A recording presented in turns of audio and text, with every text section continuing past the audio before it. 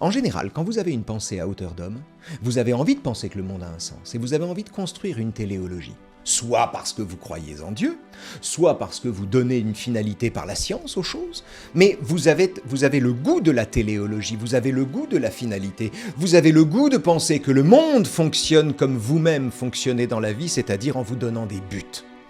Vous avez le goût de penser ça. Eh bien, Camus, c'est quelqu'un qui pense à hauteur d'homme sans avoir le goût de la finalité.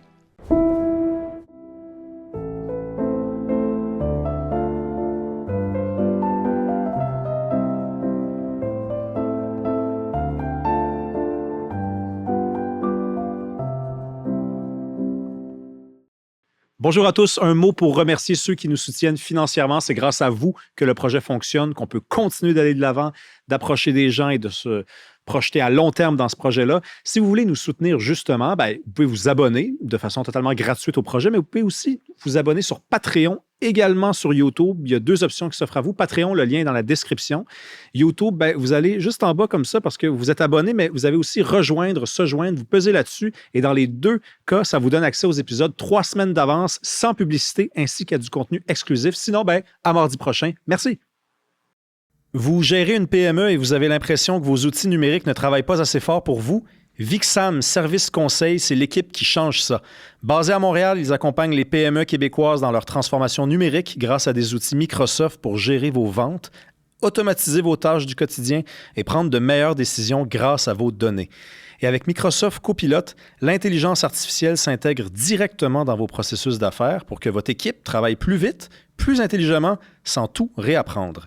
Que vous ayez besoin d'un CRM sur mesure, d'applications internes, d'automatisation ou d'IA, Vixam a l'expertise pour le faire et l'approche humaine pour vous accompagner jusqu'au bout. Découvrez-les au vixam.ca, vicsam.ca. Bon épisode! Bonjour, bienvenue à un nouvel épisode d'Il reste du monde. La tournée parisienne se poursuit. Est-ce qu'on peut vraiment faire le tour de Paris? Je pense qu'on peut faire en tout cas quelques petits chemins. Raphaël Enthoven, bienvenue. Merci, bonjour à vous. Grand écrivain, philosophe. Est-ce qu'on peut faire le tour de Paris? Je m'en rends compte en on peut physiquement faire le tour de Paris, oui, de plusieurs manières, de tas de manières. Je trouve plus intéressant de le traverser de l'intérieur. D'ailleurs, c'est la différence entre Paris et la Corse. Si vous pouvez traverser la Corse de l'intérieur, mais alors la seule chose que vous ne verrez pas, c'est la mer. Tandis que si vous traversez Paris de l'intérieur, la seule chose que vous verrez, c'est de l'eau. Ah, oui. C'est incroyable, j'y avais jamais pensé. Est-ce que on peut dire que vous avez du panache? C'est un mot qu'on apprend, nous, à l'école secondaire, quand on lit Cyrano de Bergerac, puis on se rend compte que, quand on arrive en France, que certaines personnes ont quelque chose comme du panache. Est-ce que c'est un mot que vous assumez? C'est un mot que j'assume si on me le prête, mais c'est pas un mot que je m'attribuerais moi-même. Ouais. Si vous voulez, je suis pas, je suis fort mal placé pour m'attribuer du panache. Mais vous ne le refusez pas. Je serais, comme dirait Camus, oui, j'ai besoin d'honneur parce que je suis pas assez grand pour m'en passer. Oui. Comment on fait pour mettre de l'ordre dans sa tête? C'est une question que je me pose des fois. J'ai l'impression de lire des livres et là, ça va bien. Et là, je m'éloigne de mes livres et ça devient un peu le brouillard. Est-ce que ça passe par les livres? Je ne sais pas, et je ne sais pas surtout, puisque vous me posez cette question, si le but est de mettre de l'ordre dans sa tête ou au contraire d'en accueillir le désordre. Quand vous explorez votre inconscient, vous ne mettez pas de l'ordre dedans, vous plongez dans un lac obscur où vous devenez le jouet de vous-même, et l'enjeu n'est pas de mettre de l'ordre. Ce qui rend le voyage intéressant, ça n'est pas l'ambition d'ordonner ce que vous avez sous la main, mais au contraire d'en explorer les méandres. Donc je ne suis pas sûr qu'il faille mettre de l'ordre. Le plus intéressant me paraît l'ordre spontané, qui, depuis le chaos d'une tête, produit des romans. Voilà, c'est ça qui m'intéresse, c'est-à-dire c'est la fine pointe du chaos que nous sommes et qu'on est capable de produire, qu'on est capable de retranscrire. C'est ce qui, de nous, passe la douane de l'écriture et donne le jour à un livre. Voilà, c'est Nietzsche qui dit « il faut avoir beaucoup de chaos en soi pour enfanter une étoile qui danse ». Donc, ce qui est intéressant pour les autres, c'est l'étoile qui danse, plus que le chaos lui-même. Mais c'est du chaos que naît l'étoile. Donc, mettre de l'ordre, c'est vous qui le dites. C'est ce qui entoure la rose, finalement, aussi. On ne voit que la rose, mais il y a quelque chose autour d'elle. qui lui permet de grandir et d'être belle surtout. Voilà, si vous voulez. Est-ce qu'il y a des choses que vous refusez de faire entrer dans votre tête? Non. Tout, vous accueillez tout. Oui. Oui, il m'est jamais venu à l'idée de refuser une pensée ou de refuser une vérité. C'est plus difficile d'accepter toutes les vérités. Il y a des choses plus indigestes que d'autres parce qu'elles heurtent nos convictions. Mais on a quand même le devoir de les embrasser. Donc non, rien de ce qui est humain ne m'est étranger. Mais je vous pose la question parce qu'on vit à une drôle d'époque. Il y a comme des signaux de partout, les écrans, les vidéos stupides, le tintamarre des fois. Il y a beaucoup de bruit. C'est une époque qui est très bruyante et je me dis, est-ce qu'un philosophe fait le tri ou au contraire, il accueille tout et il fait mariner ça dans une sorte de sauce qui donne quelque chose? Alors, je serais plus indulgent que vous avec le tintamarre. Parce que vraiment, quand on tend l'oreille un peu, on entend des tas de choses merveilleuses. Et de la même manière que quand on scrolle, on tombe sur des tas de trucs extraordinaires, objectivement étonnants. Et donc, je serais plus indulgent que vous avec la saloperie que les algorithmes nous mettent dans la tête, avec le tintamarre de l'époque. D'abord parce qu'encore une fois, on peut y entendre des mélodies, et ensuite parce que il appartient à chacun, s'il le peut, mais il appartient à chacun de se créer un espace de silence. Et chacun est libre de le faire. Donc moi, vivre dans un monde bruyant qui autorise les individus à ne pas participer à la fête, qui leur permet de rester dans leur silence, qui leur permet de dire « c'est un monde qui me convient tout à fait ». Moi, ça ne me dérange pas. Le tintamarre ne me dérange pas tant qu'il n'est pas obligatoire. Est-ce qu'il y a une routine quand on est un penseur? C'est pour ça que je hais les taxis chinois. Pardon, je n'ai rien contre les Chinois en tant que tels. Oui. Les taxis, je déteste prendre un taxi en Chine, parce que quand vous prenez un taxi en Chine, qui est l'empire de la consommation, puisqu'ils ont même injecté, comment dire, ils ont compensé l'absence de liberté par la consommation, donc c'est l'empire de la consommation et c'est l'obligation de capter le consommateur. Vous entrez dans le taxi, vous avez un iPad sur le fauteuil du mort avec de la publicité en permanence. Et vous ne pouvez pas y échapper. Tant que vous êtes à l'arrière du siège, vous ne pouvez pas échapper à la publicité et ça, c'est l'enfer. Donc, vous ne pouvez pas regarder devant vous alors, et être véritablement vous pouvez pas promener. Vous ne pouvez pas y échapper, il faut regarder ostensiblement dehors pour échapper et vous n'échappez pas au bruit. Et oui, puis il y a peut-être des panneaux publicitaires dehors. Et voilà. Et je pense qu'il doit être payé pour faire entendre ça et le faire entendre bruyamment. Et donc, c'est un monde... C'est un monde... bref, voilà. Non, question un peu indiscrète. Je commence toujours avec les questions un peu indiscrètes. Est-ce qu'il y a quelque chose comme une routine quand on est un penseur? Parce que tantôt, je vous demandais, est-ce que vous refusez de faire entrer certaines affaires dans la tête? Mais est-ce que, si la réponse est non, est-ce qu'il y a quand même quelque chose comme une routine à laquelle vous tenez? Est-ce que ça vous arrive des fois de ne pas lire pendant une journée? Oh oui. Oui, surtout quand j'écris. Surtout quand je travaille, c'est-à-dire quand je passe à l'œuvre. La routine, c'est l'écrin du bon travail. Il faut un environnement routinier, en ce qui me concerne, routinier, ritualisé, avec des lieux, avec des gens, avec qui on peut avoir la même discussion. Et ceci est l'écrin d'un éventuel quelque chose. Voilà. Mais c'est très important pour moi de créer les conditions de la routine. Vous savez, c'est toute l'ambivalence de l'habitude. L'habitude, pour le pire, ça endort le désir, ça tue l'amour, c'est le monotone qui vient après le printemps. C'est l'ennui. Et pour le meilleur, c'est le moment où le pianiste parvient à jouer sans y penser. C'est-à-dire, c'est le moment où la vie reprend ses droits précisément aux dépens de l'intellect. Eh bien, de la même manière qu'il n'est pas nécessaire d'y penser pour respirer, il me paraît de plus en plus indispensable de fabriquer un décor, une géographie, à l'intérieur de laquelle il n'est quasiment pas nécessaire de choisir pour s'y déplacer. Donc, au contraire, la routine est mon ami. Quand vous regardez le monde, prenons la France Oui. actuelle, est-ce qu'il y a un penseur qui peut être du passé ou du présent qui vous apparaît comme l'exemplaire pour le comprendre, ce monde-là, et pour peut-être même l'anticiper? Clément Rosset. Incontestablement, Clément Rosset, qui n'est pas encore assez connu. Mais c'est le grand avantage de Clément Rosset, vous savez, c'est comme les Rolling Stones. Vous ne connaissez pas, vous écoutez un titre et vous écoutez tout. Là, Clément Rosset, vous lisez un livre et vous lisez tout immédiatement, vous êtes happé par ce génie. Clément Rosset est le philosophe du moment, à mon avis. Au-delà du fait que c'est un génie, que c'est à mon avis un philosophe comparable à Aristote, mais qui a vécu un autre temps, qui en plus faisait beaucoup de philosophie première, d'ontologie. Clément Rosset, toute son œuvre... La moitié de son œuvre, toute son œuvre, est centrée sur une seule question, c'est que peut-on dire de la réalité? Et la moitié de son travail, c'est de disséquer toutes les façons que nous avons d'esquiver le réel, de fuir le réel, d'y échapper. Alors ça va de la drogue à la métaphysique, en passant par ce qu'on voudra, le complotisme, la folie, machin, etc. Bref. Et puis il y a les médiateurs. Et alors, donc, il dissèque tout ça, c'est très drôle, c'est hilarant. Et on constate à quel point l'esquive est notre environnement familier, à quel point nous travaillons à fuir ce que nous avons sous les yeux.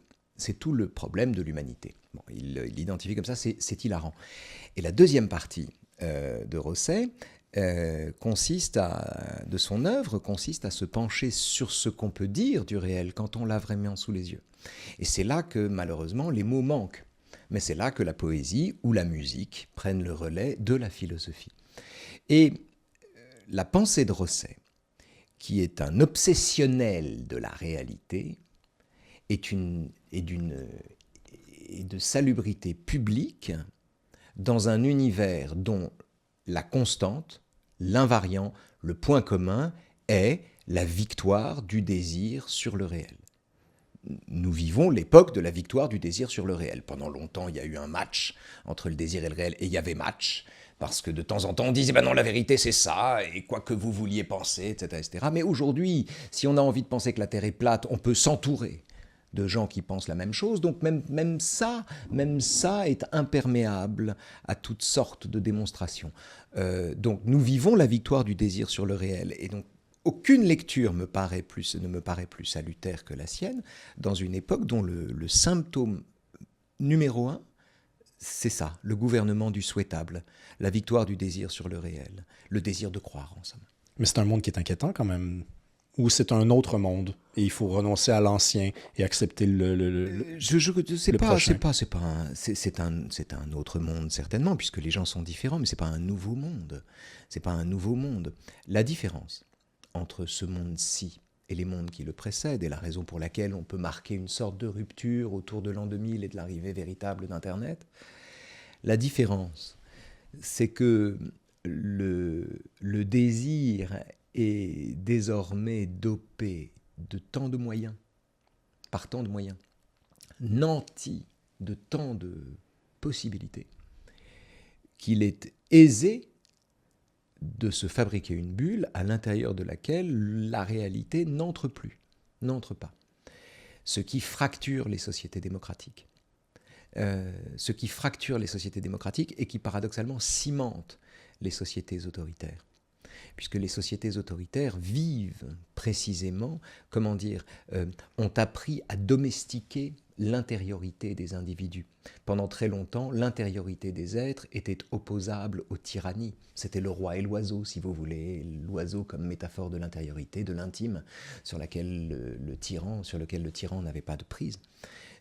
L'intériorité était opposable aux tyrannies. Elle ne l'est plus depuis que les tyrannies se sont emparées elles-mêmes des réseaux sociaux. TikTok en est le meilleur exemple. Donc on n'est plus face à une intériorité salvatrice comme il y a dans 1984. Est-ce que le désir, c'est toujours demain? Parce qu'on désire quelque chose, donc on ne l'a pas. Et quand on l'a, on désire encore quelque chose d'autre. Donc on n'apprécie pas le moment présent. Vous connaissez l'étymologie du mot désir? Non. Ça vient de sidus en latin, qui veut dire l'étoile. Le génitif sideris, Ça a donné les voyages intersidéraux entre les étoiles. Sidus, précédé du préfixe dé, qui est un préfixe privatif. Et donc littéralement, décidus, qui a donné désir, c'est-à-dire desideris, qui ensuite a été palatalisé, je crois on dit, ça a donné désir. Étymologiquement, le désir, c'est la nostalgie de l'étoile. C'est-à-dire qu'on désire toujours décrocher la Lune, et une fois qu'on l'a, c'est pas assez. Donc on désire toujours plus que ce qu'on a. Et le désir est un aiguillon qui est porté par le manque. Nos vies, alors pour le meilleur, on cherche sans cesse, on progresse indéfiniment, c'est comme l'étoile du Nord, etc. Pour le pire, nos vies ressemblent au tonneau des Danaïdes, c'est comme la faim, si vous voulez, qu'aucune réplétion ne satisfait définitivement, comme la soif qui revient indéfiniment, comme l'envie de fumer qui revient indéfiniment. Oui. Nous sommes dans la situation de Tantale parce que le désir est indexé sur le manque. Mais, et là, c'est ça qui est magique avec l'étymologie du mot désir, c'est que le préfixe étant privatif, le désir n'est pas seulement la nostalgie de l'étoile, il est aussi l'absence de l'étoile. C'est-à-dire penser le désir séparément du but, séparément de l'étoile, à l'image des pourceaux, dont la colonne vertébrale ne leur permet pas de regarder vers le ciel. Et donc ils ont la sagesse de se satisfaire de ce qu'ils ont sous le groin.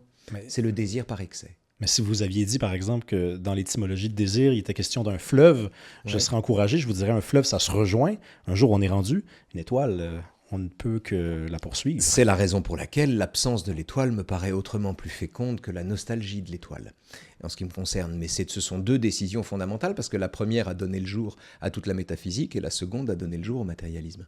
Qu'est-ce qu'il y a d'intéressant dans notre époque? Je semble être plus pessimiste que vous. Je vous ai parlé tantôt des réseaux sociaux. Vous m'avez dit qu'on pouvait trouver quelque chose d'intéressant là-dessus. Vous avez dit on scrolle et hop, soudainement on tombe sur quelque chose d'intéressant. Qu'est-ce que notre époque, de façon, disons, originale, donc qu'est-ce qu'elle a inventé de bien? Ah, je ne sais pas. Ça, pour le coup, je ne sais pas. À part YouTube. Oui, voilà. Et les sciences, parce qu'il faut dire quand même que... Je ne fais pas de différence. Comment dire? Je trouve qu'il est facile de présenter notre époque comme la négation du passé qu'elle n'est plus. Il est aisé d'indexer les choses sur un indice de décadence qui nous porte à, de la même manière, si vous voulez, qu'un corps vieillit, à prendre la mesure de tout ce qui disparaît pour tenir du coup notre époque pour crépusculaire. Il est aisé d'adopter ce point de vue, d'ailleurs. C'est la raison pour laquelle Alain Finkielkraut, pour qui j'ai la plus grande sympathie et toute l'amitié du monde, mais Alain Finkielkraut, la psychologie d'Alain Finkielkraut ne me paraît pas une décision, me paraît moins une décision individuelle qu'un tempérament éternel de l'humanité qui a toujours considéré que son époque était une décadence de la précédente. Il est aisé de le penser, il a toujours été facile de le penser. Il y avait des gens pour dire sous Périclès que c'était mieux sous Solon. Vous voyez, je veux dire, il y a toujours eu des gens pour penser que c'était mieux avant. Il est aisé de le dire, il est aisé de le penser. Ça me paraît une facilité. Ça ne veut pas dire que ce soit mieux aujourd'hui. Ce qui me paraît également une facilité. Et rien n'est plus périmé que la posture de l'avant-garde qui chérit son époque et qui se prend qui croit qu'il est en pointe parce qu'il est à la pointe de la technologie. Les deux positions me paraissent également vaines. Je propose d'adopter, face à l'époque, une position rossettienne, bergsonienne, spinoziste, qui consiste à préserver l'étonnement, préserver l'émerveillement, et nous ne manquons pas d'occasion de nous émerveiller, de nous étonner, pour le meilleur, pour le pire, mais préserver l'étonnement, sans indexer la totalité de ce que nous vivons, sans comparer ce que nous sommes à ce que nous étions. Il y a une métaphore toute simple qui permet d'expliquer mon sentiment. C'est la plage de Nice, la plage de Galets. Quand on connaît Nice, une ville merveilleuse, vous avez la promenade des Anglais. La promenade des Anglais donne sur une plage des Galets, une plage de Galets. Et quand les vagues passent, on entend le craquellement significatif de millions de galets qui sont déplacés par l'eau. Et puis la vague se retire, et ainsi de suite. Et on l'entend comme ça à répétition. C'est une mélodie c'est très étonnant parce que ça n'est plus le bruit du sable, c'est le bruit des galets, c'est autre chose. Et ce qui est très intéressant, c'est d'observer que la plage est identique après le passage de chaque vague. Et pourtant, tous les galets ont été déplacés. Tous les galets ont été déplacés, la plage est identique. Je ne vois pas mon époque différemment. Tous les galets sont déplacés, les dosages sont différents, le désir a désormais plus de moyens que le réel, donc c'est une révolution, c'est très important. Mais enfin, les dosages sont différents, mais les enjeux, le pancras, le match, est toujours le même. Vous me pardonnerez peut-être de reculer, mais en même temps, je vous oppose autre chose. Je vous dis, aujourd'hui, on filme quelque chose. Il y a un passage absolument viral là, sur YouTube où vous parlez d'une photo d'un point de LeBron James. Vous vous rappelez? Oui. Donc, LeBron James joue un match et dans ce match-là, il va franchir une barre que jamais aucun joueur n'a franchi avant lui. Et il prend le ballon, s'apprête à marquer le fameux point et là, on voit devant lui une foule. Il doit y avoir 99% des gens qui sont dans la foule qui filment avec le portable au lieu de vivre le moment. Qui filment le truc qui est déjà filmé en plus. En plus. Et en plus, ils retournent chez eux, probablement, je spécule, sans même le regretter, c'est-à-dire sans même réaliser. Ça, c'est nouveau quand même. Alors, oui et non. Oui et non. Qu'est-ce qui me permet d'être attentif à ce phénomène et de l'expliquer correctement? C'est le fait que, au IIIe siècle, Plotin, un philosophe alexandrin, a expliqué que quand une âme contemplait son propre reflet, elle tombait. Une âme qui se regarde elle-même au lieu de regarder vers son principe, déchoit. À la façon dont, derrière une vitre, vous essayez de regarder le monde extérieur et vous êtes happé par votre propre reflet. Soudain, vous voyez beaucoup moins loin. Eh bien, vous tombez. Et de cette analyse est née une intuition de Jankélévitch, de Vladimir Jankélévitch, qui dit...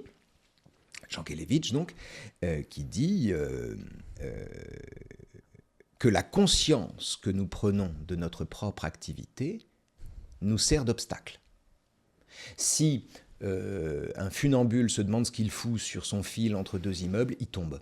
Si un pianiste se demande ce que ses mains sont en train de faire sur le clavier, il fait des fausses notes. La conscience que nous prenons de notre propre activité nous handicape.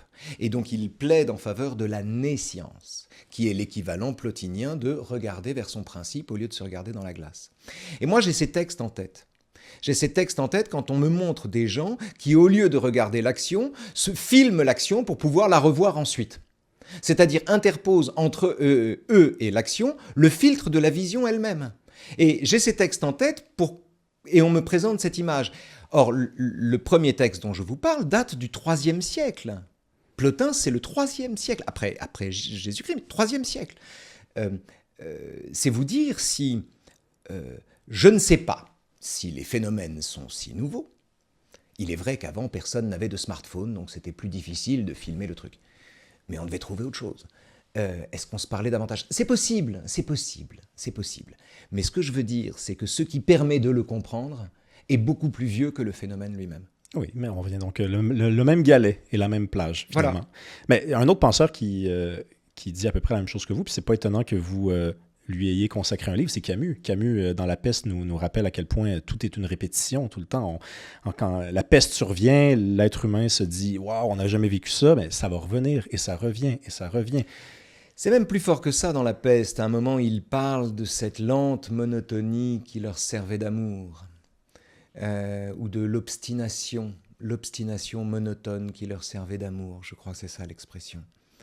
Et ce qui est très beau avec Camus, c'est que il prend... Camus était quelqu'un qui considère que dans la vie, il y a une règle. C'est il ne faut jamais se donner de principe plus grand que son caractère. Quand on n'a pas les moyens, on ne fait pas. On en connaît des gens qui se donnent des principes plus grands que leur caractère, qui communient dans des valeurs absolues, qui ont le goût de l'absolu parce que ce sont des misérables. On en connaît plein, on en connaît tous. Pour Camus, la moindre des décences pour un humain, c'est de ne pas se donner des principes plus grands que son caractère. Et donc, il prend des gens ordinaires, des gens comme vous et moi, petit prêtre, un petit médecin de campagne, un petit journaliste, des gens qui bossent, qui font ce qu'ils peuvent dans la vie, un petit escroc. Bon. Il les prend et il leur met les mains dans les bubons. Il leur met les mains dans les bubons parce que c'est la meilleure façon de vivre. Parce que c'est la seule façon de vivre en réalité, parce qu'il n'y a pas de meilleure façon de vivre que de se battre. Quand Orphée disparaît, quand Orphée a la peste, il faut que Prométhée reprenne l'arc. Et c'est ça qu'il explique. Et c'est ça qui est beau, c'est qu'il met, de la même façon que Camus a mis la philosophie première, l'ontologie, à portée de tout lecteur, puisque c'était pas un écrivain universitaire, il dit, les gens ont des critiques et moi j'ai des lecteurs. Voilà, il avait des lecteurs dans le monde entier, de son vivant déjà. Camus est quelqu'un qui a considérablement étendu le champ de l'expertise et qui, d'une certaine manière, a inclus toute forme d'humanité dans la sphère de l'héroïsme ordinaire qui était le seul auquel il pouvait croire. Et donc c'est très beau chez Camus de voir à quel point il embrasse tout le monde, il se rend perméable à tous, alors qu'il n'est pas facile. C'est pas facile ce qu'il dit, mais il n'est pas nécessaire d'être universitaire pour le comprendre, il suffit de vivre. Vous pensez souvent à lui? Ah, c'est un compagnon quotidien. C'est le meilleur ami des gens qui se lèvent sans croire en Dieu. Pourquoi vous dites ça? Parce que c'est celui qui vous fournit la force, c'est celui qui vous donne la force de vous lever quand vous n'avez pas de but. C'est celui que quand votre vie, votre journée n'est pas sertie dans un horizon vénérable, un horizon absolu, eh bien, c'est celui qui vous donne la force de vous lever. Pourquoi ? Parce que le but n'est pas que le rocher atteigne le sommet de la montagne, puisque de toute façon il ne tient pas. Le but, c'est de pousser son rocher. Et donc c'est le philosophe des gens qui poussent leurs cailloux, même s'ils savent que de toute façon ils vont disparaître et que rien de tout ça n'a grande importance. C'est fondamental, mais ça n'a pas grande importance. Il est fondamental de pousser son rocher, et pourtant ce qu'on fait n'a pas grande importance. C'est ce mélange des deux, c'est cette double intuition qui en fait un compagnon quotidien. Est-ce que ça aurait dû être le dernier philosophe simple? C'est-à-dire que, bon, je ne sais pas si lui-même se disait philosophe, mais aujourd'hui, on l'étudie dans certains cours en philosophie, ça c'est certain. Il s'évalue, on le regardait de haut là, dans les années 50, là. On disait qu'il n'y a pas d'éducation, il vient d'où, c'est qui ce mec? Et aujourd'hui, un prix Nobel de littérature plus tard, une mort précoce plus tard, je ne pense pas qu'on puisse vraiment le regarder de haut, mais pourtant, il y a encore des philosophes qu'on regarde de haut. C'était le pire ennemi des snobs. C'était le pire ennemi des snobs. Or, le snobisme, dans les années 50, c'était les sartriens. Ouais. C'était les normaliens, sartriens, tous agrégés, pour qui ce Pecno débarqué de Mondovie, avec sa licence en philosophie et son expertise en football, et son statut de journaliste à l'Alger républicain, leur paraissait un scandale. C'était d'autant plus scandaleux que dans L'Homme révolté, Camus donne tort à l'ensemble des sartriens, c'est-à-dire à l'ensemble des tropismes révolutionnaires. Il les rend caducs. C'est un grand texte contre l'idée de révolution, L'Homme révolté. C'est un grand texte parce que c'est celui qui montre que le goût de l'absolu, la radicalité, est une valeur essentiellement bourgeoise. Et c'est ça c'est le coup de génie de Camus dans L'Homme révolté. Entre autres, intuition prodigieuse, il montre que la radicalité est en réalité un affect bourgeois, et que ce sont les gens qui assoient leur fauteuil dans le sens de l'histoire, qui se disent radicaux, et qui ensuite lui font la morale. Et donc tout le combat de Camus dans les années 50 contre les sartriens, c'était un combat où il était plus faible, esseulé, où il acceptait les reproches qu'on lui faisait, il les reprenait à son compte. Jean-Baptiste Clamence se décrit exactement comme Janson avait décrit Camus dans l'article que Sartre lui avait commandé pour les temps modernes. Donc Camus intégrait les reproches qu'on lui faisait, il était apparemment plus faible et en réalité, il avait triomphé de tout le monde. Il avait écrit un texte touffu, dense, trop long, mais dont l'intuition fondamentale était la caducité de tout idéal révolutionnaire. Et ça, c'est extraordinaire. C'est la grande puissance de Camus, et il a consenti à ce que personne ne lui serre la main pendant 10 ans, en fait, parce que c'est ça qui s'est passé. Personne, sauf les amis. C'est la grandeur de Camus, c'est la leçon d'humanité qu'il a adressée. Vous savez, le génie de Camus,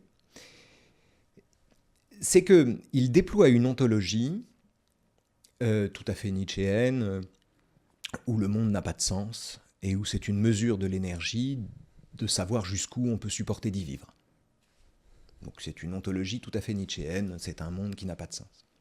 Et une pensée à hauteur d'homme. Il a les deux.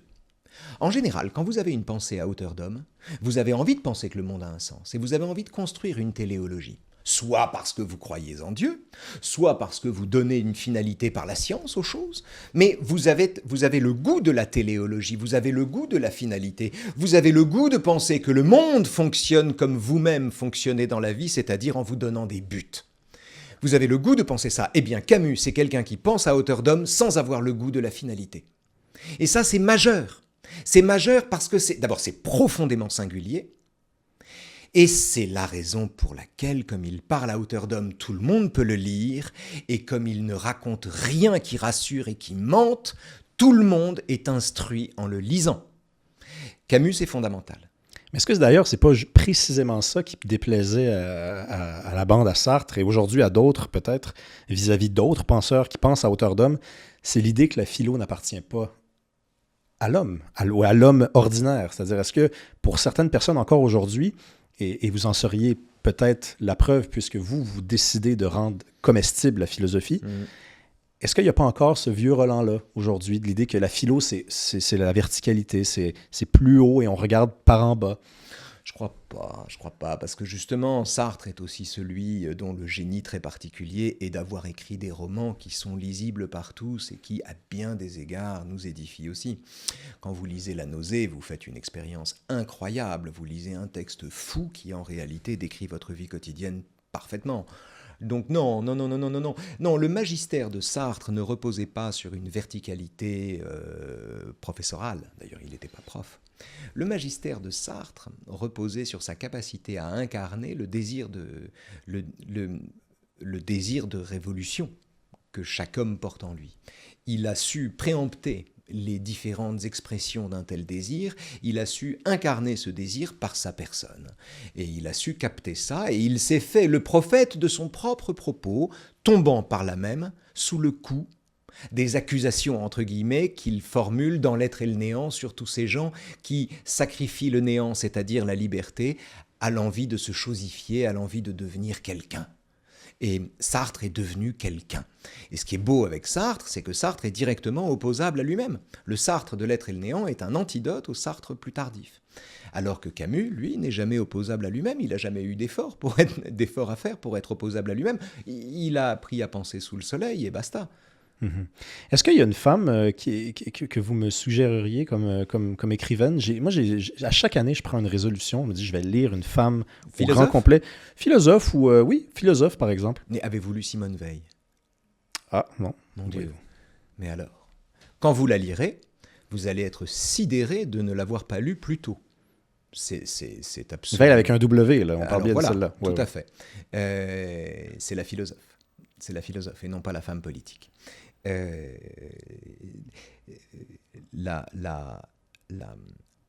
que c'est dans la chambre de Simone Veil que Camus a voulu se recueillir juste après avoir appris qu'il avait le prix Nobel? Je crois bien. Peut-être je vous dis une bêtise.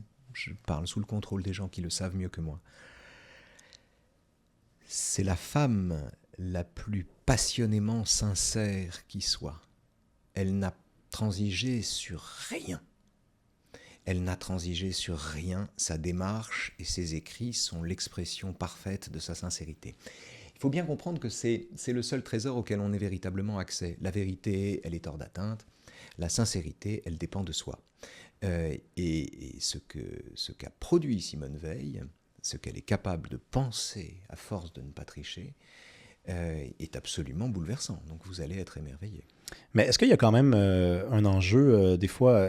moi, si j'ai lu que des hommes, est-ce que est-ce qu'il manque quelque chose de féminin dans ma tête de lecteur? Est-ce qu'il faut penser comme ça? Ou c'est woke? Moi, j'ai jamais genré la pensée. J'ai jamais genré la pensée. Vous me direz, c'est facile, il n'y a pas de philosophe femme à part Simone Veil et Hannah Arendt et Simone de Beauvoir.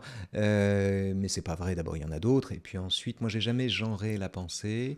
J'ai trouvé sous des plumes féminines des propos qu'un esprit binaire verrait comme ceux d'un homme. Enfin, ça m'a jamais semblé signifiant. C'est-à-dire que En fait, c'est tout le statut de la différence entre l'homme et la femme qui est en jeu derrière la question que vous posez. Et moi, je suis partagé, si vous voulez. C'est-à-dire que je crois très profondément à la différence entre l'homme et la femme.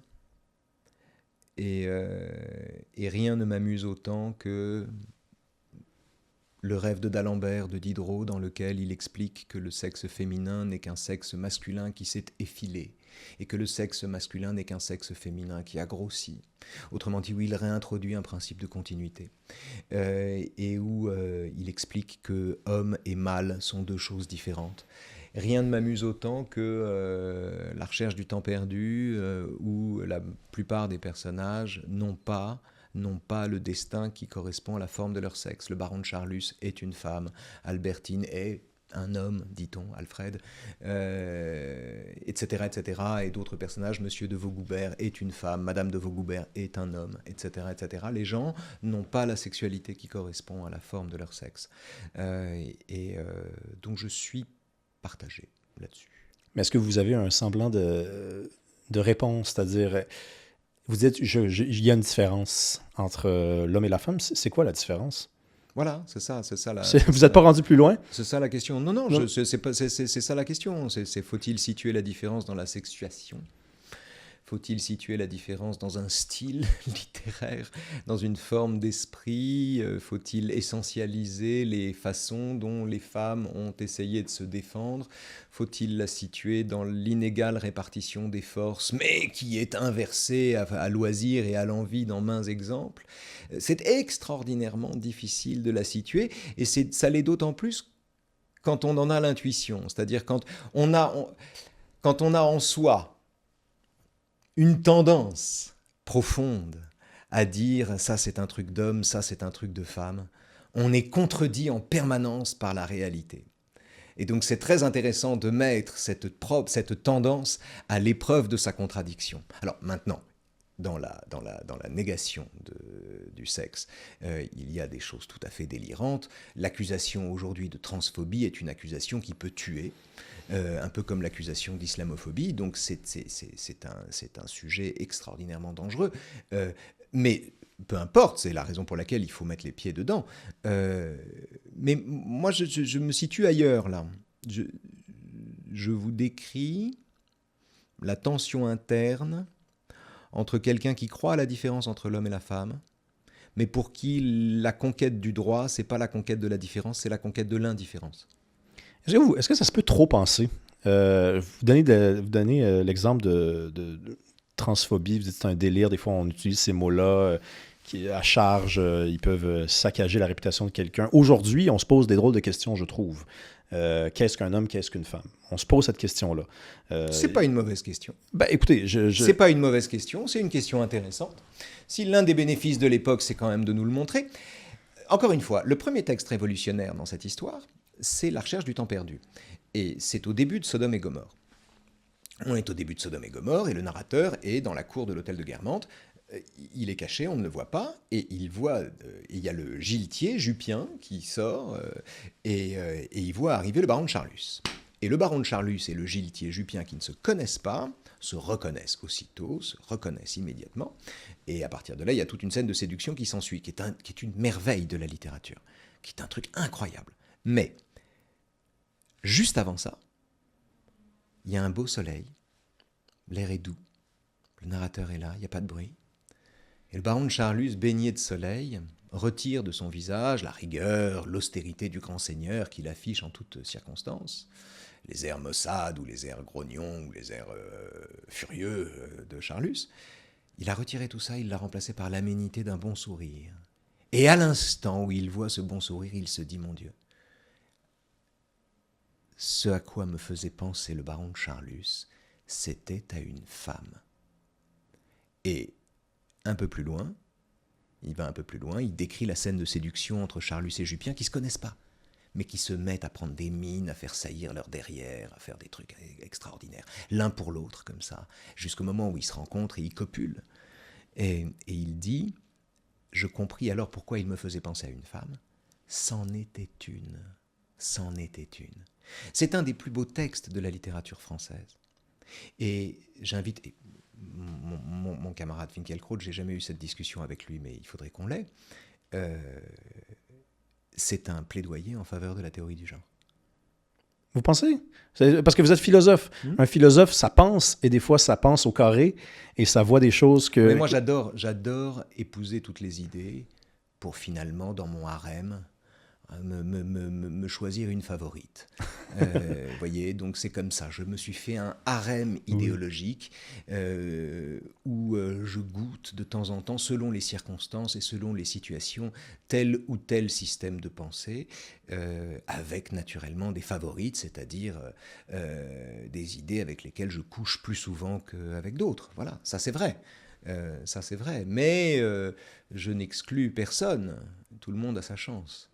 Il y a pas longtemps, vous avez donné une entrevue à Frédéric Beigbeder, qui vous a demandé, j'ai trouvé la question sublime, il a dit « Raphaël, si tu étais très, très, très, très riche, est-ce que tu arrêterais d'écrire ?» Et vous avez répondu « Au contraire, je commencerais. Et je me suis posé la question après, je me suis dit « Est-ce que ça veut dire qu'aussi longtemps qu'on écrit parce qu'il faut payer les comptes quand même, hein, on n'a pas encore commencé à écrire? » Je ne sais pas. Je ne sais pas. J'aimerais ne pas le penser, parce que si c'était le cas, très honnêtement, ça veut dire que je suis condamné pour l'éternité à ne pas écrire. Mais vous le pensiez, puisque vous avez dit... Oui, il m'a dit, est-ce que vous arrêteriez d'écrire? Là, il fallait un peu de répartie avec Beigbeder. C'était pour le style, donc. Non, parce que c'est pas faux non plus. L'écriture est un sport de riche. C'est comme la philosophie. Flaubert était rentier. Mais oui, bien sûr, évidemment. Et il pouvait s'acheter des pantalons calabrais et écrire toute la journée. L'écriture est un sport de riche, c'est vrai. C'est vrai, et c'est malheureux. C'est malheureux, donc... Alors, en ce qui me concerne, le temps que j'arrive à consacrer à cet exercice est un temps que je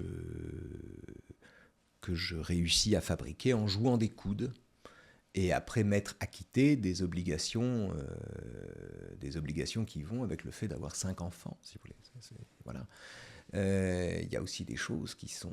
Voilà, mais c'est pas grave. C'est pas grave. C'est juste que...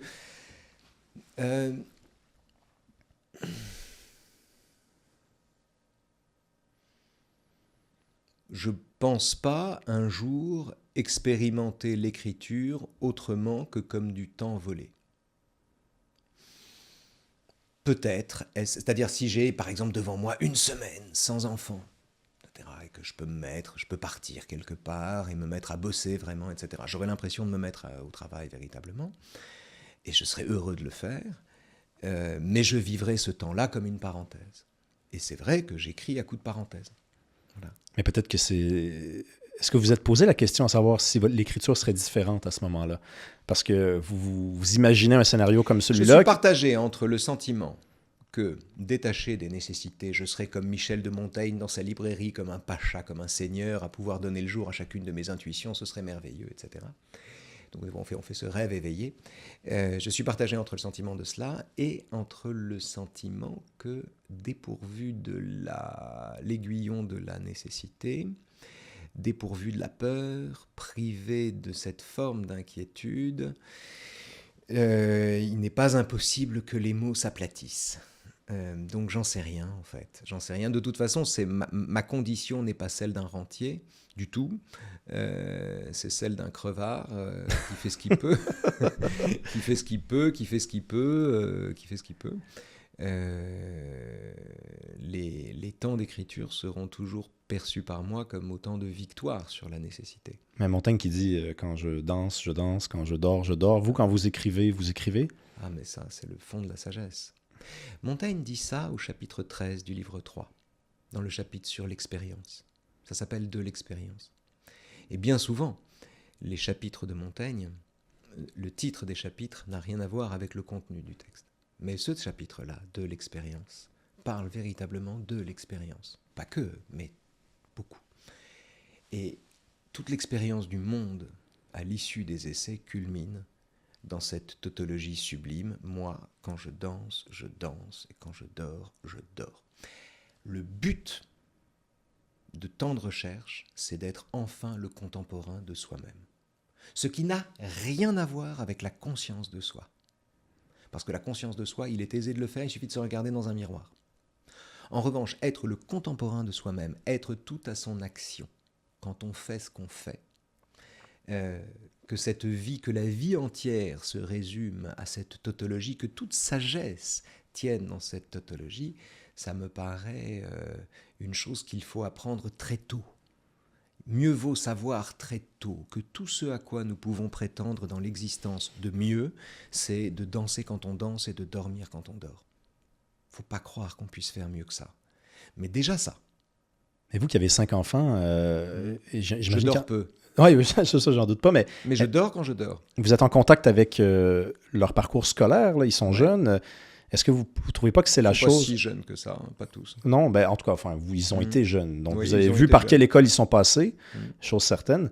Est-ce que vous ne trouvez pas qu'elle est là, l'erreur, dans la manière que l'école est faite? On devrait apprendre à nos enfants précisément ça d'abord, c'est-à-dire comment apprécier le temps, comment goûter le temps comme il faut. Non, je crois pas. Non?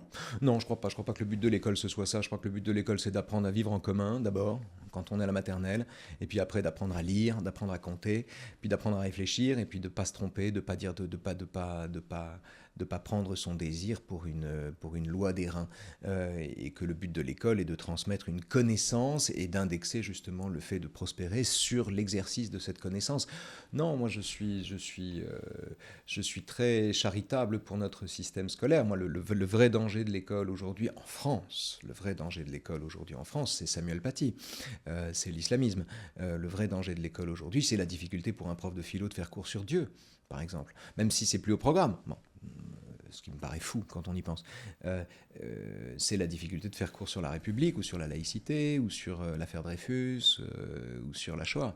C'est cette difficulté-là qui me paraît le danger le plus urgent de l'école, plus que l'attention portée à l'individualité sacrée de chacun des élèves, etc., etc.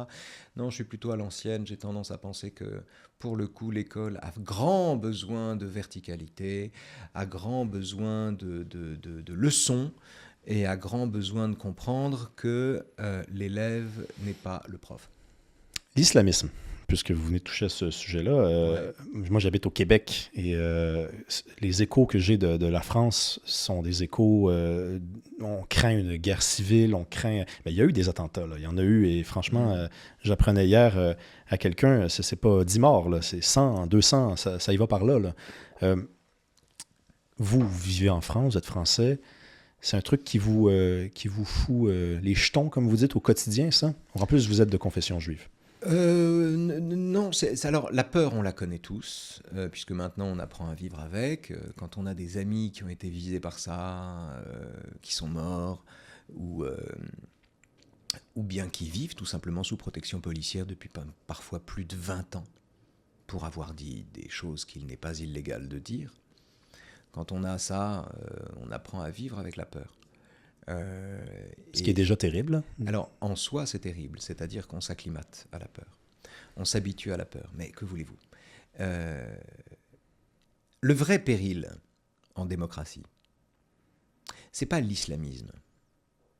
Le vrai péril en démocratie, c'est la lâcheté.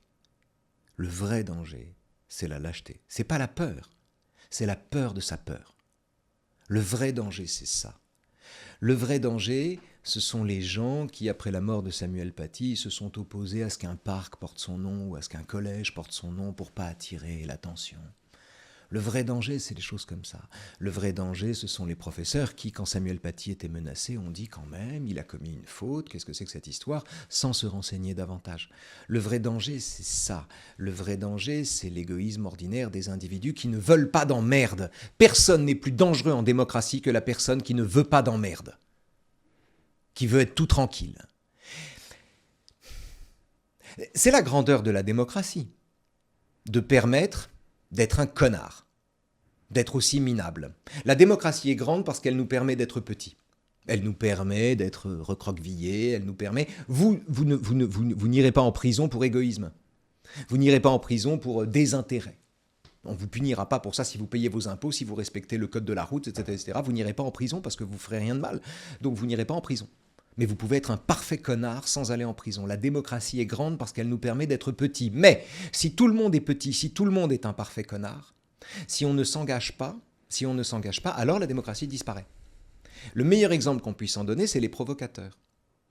Charlie Hebdo, typiquement. Charlie Hebdo, c'est-à-dire les caricatures du prophète. Les caricatures du prophète ne sont pas un délit en France. C'est pas un délit, le blasphème n'est pas reconnu par le droit français, c'est même pas un non-délit, enfin ça n'existe pas. Le blasphème n'a pas d'existence en droit français, les religions, on se fout de leur gueule, il n'y a pas de problème. Et pourtant, il y a un problème, ça vous coûte la vie. Ça vous coûte la vie. C'est-à-dire que vous avez des gens qui font la loi sous la loi, et dont la loi ne nous protège que très imparfaitement. Très imparfaitement. Et le pire, évidemment, vous avez dit que j'étais juif, mais le pire, c'est l'antisémitisme pour ça. C'est-à-dire que l'antisémitisme, aujourd'hui, c'est ça qui est extraordinaire, l'antisémitisme est devenu un délit, ce qu'il n'était pas auparavant. Auparavant, vous pouviez dire sale juif, etc., ça passait crème, c'était même plutôt bien vu. Désormais, vous devez trouver des métaphores. Donc l'antisémitisme, aujourd'hui, a appris à se planquer sous des métaphores. Il ne dit plus sale juif, il dit dragon céleste, il dit khazar, il a ses dog whistles. Il sait à qui il s'adresse et il prospère de cette manière. Il prospère de cette manière grâce essentiellement en France à la France insoumise, qui est une lèpre dont j'espère les urnes finiront par nous débarrasser. Une lèpre Oui, c'est la peste. C'est pas la lèpre, c'est la peste. C'est la peste, la France insoumise. C'est ce qu'il y a de pire, à mon avis. Enfin, c'est ce qu'il y a Le de parti pire. idéal pour les moins de 18 ans, dites-vous. Oui, c'est ça. Quand vous dites ça, c'est parce qu'ils ne peuvent pas voter. Ben, pas du tout, c'est parce que je pense que c'est un parti pour adolescents. C'est un parti pour l'adolescence, c'est-à-dire c'est un parti pour les gens qui croient qu'il suffit de dire non pour exister, ou qui croient qu'il suffit de s'opposer pour exister. C'est un parti pour gens qui ne sont pas passés à l'âge adulte. Alors attention, il y a des gens qui passent toute leur vie sans passer à l'âge adulte. J'appelle quelqu'un qui ne passe pas à l'âge adulte, quelqu'un qui croit qu'on se révolte par refus avant de se révolter par amour. Le signe de l'âge adulte, c'est le fait de comprendre que l'homme révolté, comme dit Camus, dit oui avant de dire non. Le signe distinctif de l'âge adulte, c'est la capacité à comprendre que l'homme révolté dit oui avant de dire non. Le propre de l'adolescence, c'est de dire non avant éventuellement de dire oui. C'est la raison pour laquelle les Gilets jaunes n'avaient aucune chance de changer la face du monde ou le cours du gouvernement. Pourquoi ? Parce que vous pouvez indéfiniment coaliser des opinions disparates dans la même tranchée quand vous avez un ennemi commun, Macron, Édouard Philippe, que sais-je. Vous voyez, vous avez un ennemi commun, vous vous mettez dans la même tranchée, et là vous dites non, non, non. Vous pouvez être anarchiste, royaliste, insoumis, ce que vous voulez, vous êtes soudés par le non. Mais quand il s'agit de passer au projet, c'est-à-dire quand il s'agit de passer du rejet au projet, il n'y a plus que Francis Lalanne qui représente les Gilets jaunes aux élections européennes. L'enfer. Donc, une révolte qui dit non avant de dire oui est une révolte adolescente. Une révolte qui dit oui avant de dire non est une révolte adulte. Les insoumis préemptent l'adolescence de façon générale. Et il y a des adolescents qui sont en âge de voter. Ça fait du monde. Ça fait du monde. Reste que, par les méthodes qu'ils mettent en œuvre, par l'antisémitisme passionné dont ils témoignent tous les jours, par le système de meute qu'ils ont mis en système, par l'absence d'élection à l'intérieur de leur faux parti, et par ce gouvernement vertical, vertigineusement vertical d'un seul et de sa Pompadour, on est en présence d'une secte, on est en présence d'une institution non pas vénérable, mais terrifiante. Ouais, et puis Mélenchon, c'est un homme qui parle bien quand même. Hein? Donc, Oui, c'est un homme qui est séduisant. Oui, c'est un bon orateur. C'est un bon orateur. Sa culture est toute de seconde main, toute controuvée. Il croit qu'il s'élève en prenant de l'altitude, Mélenchon. Vous voyez ce que je veux dire ? Il croit qu'il pense plus loin que les politiques en regardant les choses de plus haut, en posant le problème à l'échelle mondiale. Il se donne des airs d'altitude, Mélenchon, pour dire « Regardez, je vois plus loin que les autres. Je suis visionnaire. » Il est visionnaire de rien du tout. Il a prédit que la Russie n'envahirait pas l'Ukraine, il a prédit que la réforme des retraites ne passerait pas, il a prédit qu'il serait élu président ou qu'il serait nommé Premier ministre. Aucune des prédictions de Mélenchon, c'est notoire, c'est évident, n'est jamais réalisée parce que Mélenchon dit n'importe quoi. Mélenchon dit n'importe quoi, mais ça c'est pas grave, ce serait marrant. S'il n'était entouré de sbires dont les méthodes sont exactement celles de Gringoire dans les années 30. Voilà. Donc il faut lutter contre ça. Contre cette peste. Vous ne pensez pas qu'il fait reposer ses espoirs sur une démographie qui pourrait tourner en sa faveur. C'est-à-dire, on parle des jeunes qui deviennent un jour des vieux. Bon, ils pensent peut-être plus la même chose qu'ils pensaient quand ils étaient jeunes, mais il y a des moins jeunes qui pensent comme eux. Moi, je crois Le visage de la France a changé. Je crois pas. Je suis trop attaché au système républicain pour croire à la démographie idéologique. Je ne crois pas à la démographie idéologique. De façon générale, je n'indexe pas les opinions des gens sur leur couleur de peau. Et je lutte et je fais tous mes efforts pour que ce ne soit pas le cas. C'est tout le principe de la philosophie. D'ailleurs, c'est sa raison d'être politique. La raison d'être politique de la philosophie, ça tient en peu de mots. Hein. C'est apprendre aux gens à penser séparément de ce qu'ils sont. Voilà. Toute entreprise politique, de philosophie politique, tient dans cette vocation. Apprendre aux gens à penser séparément de ce qu'ils sont. Et je tiens pour dangereux, historiquement dangereux parce que contre-révolutionnaire, et encore aujourd'hui extraordinairement dangereux, l'indexation de la pensée sur l'identité. Voilà, c'est ça l'ennemi. C'est ça l'ennemi. Or, c'est exactement sur cette carte-là que joue Mélenchon. Oui, absolument. Mais que joue Mélenchon comme le Rassemblement national. Sauf que ce n'est pas la même identité. Mais ils indexent la pensée sur l'identité. C'est un identitarisme. C'est une tenaille identitaire. Laurent Bouvet l'avait dit avant tout le monde. C'est une tenaille identitaire qu'il faut déconstruire en permanence. C'est la position, la ligne de crête, si vous voulez, d'un tempérament républicain. Et vous serez quand même d'accord qu'il y a une distinction entre croire quelque chose, vous venez d'utiliser le mot « je crois », et savoir. Donc, est-ce que vous êtes certain que, pas certain de ce qui s'en vient parce que personne ne l'est, mais est-ce que vous êtes certain sur la base de ce qui s'est passé qu'un parti comme ça n'est pas destiné à prendre de plus en plus de terrain, à gagner de plus en plus de terrain? Je n'ai aucune certitude, mais je ne vois pas la France insoumise gagner du terrain. Ils n'ont pas gagné de terrain au municipal, malgré 2-3 victoires comme ça, mais qui sont symboliques et opposables, notamment Roubaix. Mais je ne vois pas la France insoumise gagner du terrain. De façon générale, je ne les vois pas gagner du terrain, je les vois plafonner. Je les vois plafonner, à bon droit d'ailleurs, puisque le coût des voix qu'ils arrivent à gratter est exorbitant en termes de voix qui leur sont opposables. Et tout le danger de la France insoumise, c'est pas la France insoumise. Le danger de la France insoumise, c'est que tous les jours, par leurs outrances, leurs conneries, leurs insultes, leurs écarts de conduite, leurs manières, leurs méthodes, leurs rumeurs, leurs saloperies, ils fabriquent des cohortes d'électeurs pour l'extrême droite. Tout le danger de la France insoumise, c'est ça. Et ils se vivent comme un rempart au mal qu'ils produisent, qu'ils engendrent et qu'ils catalysent toute la journée. Et donc, c'est cette tenaille qu'il faut déconstruire. Lutter contre l'extrême droite en France, c'est d'abord combattre la France insoumise. Et j'ajoute que la France insoumise et l'extrême droite, si vous mettez de côté la question migratoire, l'intersectionnalité et la question israélienne, vous mettez ces trois choses de côté, il n'y a que des points communs. L'OTAN, la Russie, la Syrie, l'Union européenne, les retraites, les médias, Macron, l'oligarchie, etc. C'est le même lexique, ce sont des populismes concurrents, ce sont des populismes rivaux. C'est la raison pour laquelle il y a tant de gens qui passent de la France insoumise au Rassemblement national, jamais dans l'autre sens. Oui, et puis c'est la raison pour laquelle dans certains villages où on votait communiste, on vote aujourd'hui extrême droite. Bien sûr. Donc c'est quand même incroyable. Voilà. C'est le même peuple, mais c'est une colère. C'est-à-dire que le débat s'est déplacé.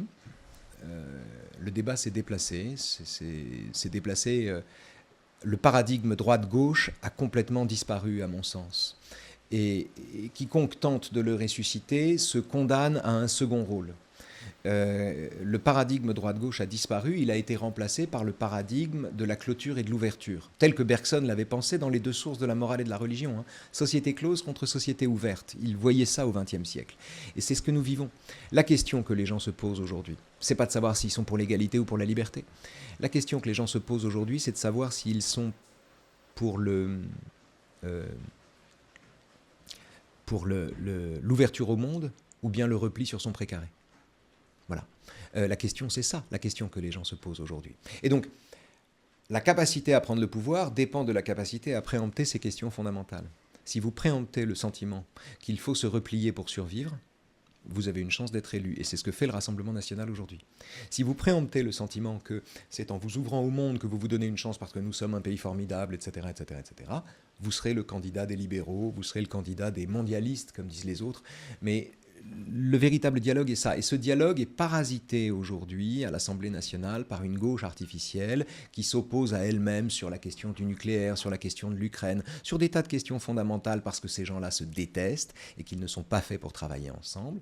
Et donc ce grand débat qui doit avoir lieu entre les libéraux et les patriotes ou entre les mondialistes et les souverainistes, on appelle ça comme on veut, ce débat-là, c'est le débat des décennies qui viennent. C'est d'ailleurs un fait mondial dans toutes les démocraties, c'est comme ça que ça se passe aujourd'hui. C'est ça qui arrive en France, c'est ça que nous allons vivre. Nous vivons en ce moment les péripéties qui précèdent le face-à-face, ce face-à-face-là. Voilà. Voilà. Et donc tout En ce qui me concerne, si vous voulez, c'est ce face-à-face que j'appelle de mes voeux. D'abord parce que le Rassemblement national sera en finale en 27 et qu'il faut lui opposer un candidat. Si c'est Mélenchon face à lui, Mélenchon fait 25% au deuxième tour. Voilà. Si c'est quelqu'un d'autre, il a peut-être plus de chance. Vous êtes fait tout récemment, je pense, invectiver dans la rue. Je pense que ça vous arrive parce que vous êtes juif. Est-ce que vous vous engagez à rester en France et à tenir tête à ces gens-là si je ne vois pas très bien où j'irai. Je suis citoyen français depuis plus de 50 ans. J'y suis né. Je suis, si j'ose dire, citoyen parisien depuis plus de 50 ans. Je ne vois pas très bien où pourquoi déménagerais-je de chez moi. Non, mais vous comprenez un peu le sous-texte de la question. Oui, non, c'est que j'ai pas d'autre État que la France. Je n'ai pas d'autre lieu que la France. Je ne me vois pas soudain partir en Espagne. Non, surtout pas en Espagne d'ailleurs. Pour un juif, il fait pas bon être en Espagne en ce moment. Il y a Israël. Oui, bien sûr. Mais je ne vois pas, comment dire, la virulence de l'antisémitisme contemporain, masquée par l'alibi de l'antisionisme, qui reprend les tropes les plus caricaturaux de l'antisémitisme le plus répandu, et le plus originel, mais qui se vit comme une bien-pensance et comme une amitié du genre humain. La virulence de cet antisémitisme aujourd'hui me donne tout à fait envie de rester. Voilà. Et de le dénoncer et de le pointer pour ce qu'il est, c'est-à-dire une judéophobie ou un antisémitisme, un antisémitisme qui est d'autant plus virulent qu'il se masque à lui-même sa propre virulence sous l'alibi de l'antisionisme. Merci, Raphaël Enthoven. Êtes-vous déjà venu au Québec? Jamais. Jamais. Vous vous rendez compte de ça? Je m'en suis rendu compte dehors tantôt parce qu'on s'est demandé de quoi on allait parler. Puis quand je vous ai parlé du Québec, il y avait quelque chose Jamais, je n'ai jamais été au Québec. Alors, je le regrette vivement. J'ai de merveilleux amis québécois, comme dirait l'autre. Je le regrette vivement. Je le regrette énormément. Est-ce que le premier Québécois que j'ai lu, c'était Laurent Sagalovitch? Je crois. Un juif québécois, un juif montréalais, totalement mélancolique, qui avait besoin de Temesta pour traverser la journée. Ça s'appelle Loin de quoi? C'est un très bon livre. Bref, depuis cette période-là, c'est-à-dire depuis que j'ai 15-16 ans, je suis curieux de Montréal et du Québec en général. Non, j'ai été au Canada, mais je n'ai pas été au Québec. Ah, c'est parfait ça. On termine là-dessus. Merci à vous d'avoir été là. Si vous aimez ce qu'on fait, il y a plusieurs façons de nous soutenir. C'est totalement gratuit, vous l'avez vu. Vous pouvez vous abonner à la chaîne. Vous allez voir le contenu apparaître de plus en plus souvent dans votre algorithme. Si vous voulez accéder aux épisodes 3 semaines d'avance, il y a Patreon, le lien est dans la description. Sinon, vous devenez membre exclusif sur YouTube. Dans les deux cas, ça vous donne accès aux épisodes 3 semaines d'avance, à du contenu exclusif pendant 3 mois, ainsi qu'à la chance, quand on sera de retour à Montréal, d'assister à l'enregistrement d'épisodes en studio. Allez, à mardi prochain.